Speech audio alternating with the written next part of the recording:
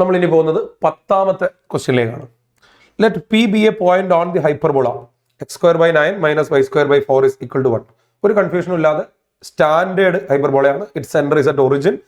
It's a² = 9 അഥവാ a = 3. First type ആണ്. Its transverse axis is x axis and conjugate axis is y axis. NCERT text ബുക്കിലൊക്കെ നമ്മൾ പഠിക്കുന്ന സാധാരണ ഒരു ഹൈപ്പർബോളയാണ്. എന്നിട്ട് ഈ പി എന്ന് പറയുന്ന പോയിന്റ് എവിടെയാണ് ഇതിന്? In the first quadrant. അതായത് ഈ ഹൈപ്പർബോള നമ്മളിങ്ങനെ വരയ്ക്കുന്ന സമയത്ത് 4 ക്വാഡ്രന്റിലേക്ക് ഇയാൾ പോകുന്നുണ്ടാവും.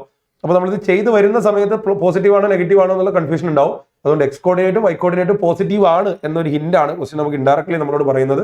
The point p is in the first quadrant such that the area of the triangle formed by p and 2 foci. അപ്പോൾ ഇതിന്റെ ഫോക്കസ് നമ്മൾ കണ്ടുപിടിക്കണം. ഫോക്കസിന്റെ കോർഡിനേറ്റ് AE ആണ്. അതിനാദ്യം നമ്മൾ E ഒക്കെ കണ്ടുപിടിക്കണം. E² = ഹൈപ്പർബോള ആയതുകൊണ്ട് 1 + b² / a² ആണ്. അത് കിട്ടിക്കഴിഞ്ഞാൽ AE ചെയ്താൽ നമുക്ക് ഇതിന്റെ ഫോക്കസിന്റെ എക്സ് കോർഡിനേറ്റ് കിട്ടും.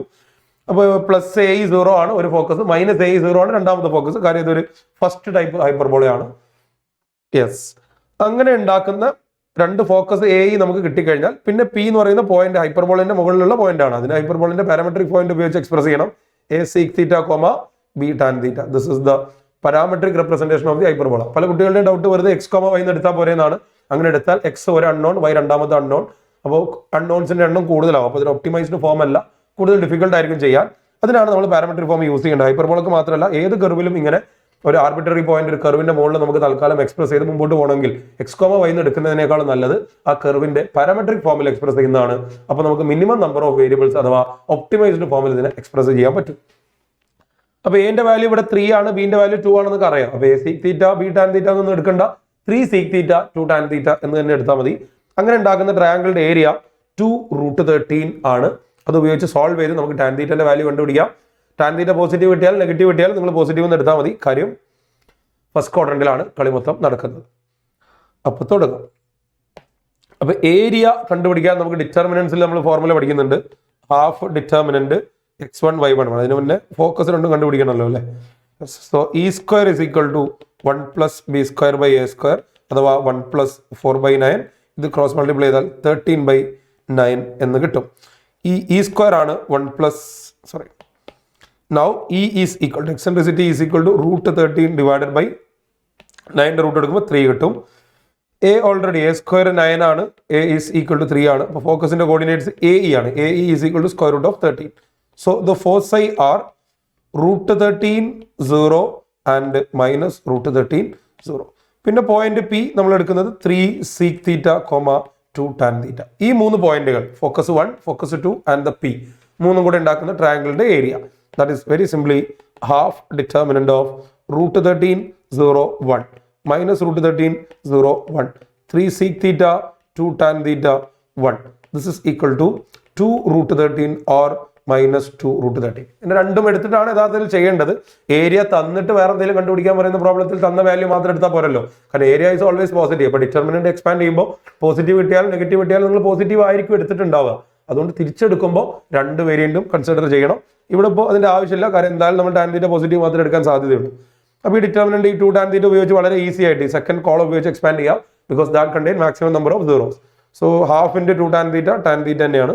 ക്രോസ് മൾട്ടിപ്ലൈ ചെയ്താൽ √3 - 2√3 വരും. This is equal to 2√3 or minus of 2√3. 2√3 cancel ചെയ്യാം and we will get tan θ is equal to 1. ഇതിവിടെ ആക്ച്വലി നെഗറ്റീവ് ആണ്. അപ്പോൾ ഇതുമായിട്ടാണ് ആക്ച്വലി ഇക്വേറ്റ് ചെയ്യേണ്ടി വരിക. കാരണം ഈ പൊസിഷണൽ വാല്യൂ നെഗറ്റീവ് ആണല്ലോ. എനിവേ tan θ 1 പോസിറ്റീവ് വാല്യൂ എടുത്താൽ മതി. tan θ 1 ആണെങ്കിൽ ആ തീറ്റ ഉറപ്പായിട്ടും 45 ഡിഗ്രി അഥവാ π/4 ആണ്. And sec θ will be sec π/4. cos π/4 1/√2, sec π/4 √2. So what is the point P? P എന്ന് പറയുന്ന പോയിന്റ് നമുക്ക് വളരെ ഈസി ആയിട്ട് എടുക്കാം. 3 sec θ അഥവാ 3√2 2 tan θ 2. ഇപ്പൊ ഈ P എന്ന് പറയുന്ന പോയിന്റ് നമുക്ക് കിട്ടി. ഇനി അതല്ലല്ലോ ചോദ്യം. ചോദ്യം എന്താ? Then square of the distance of P from the origin.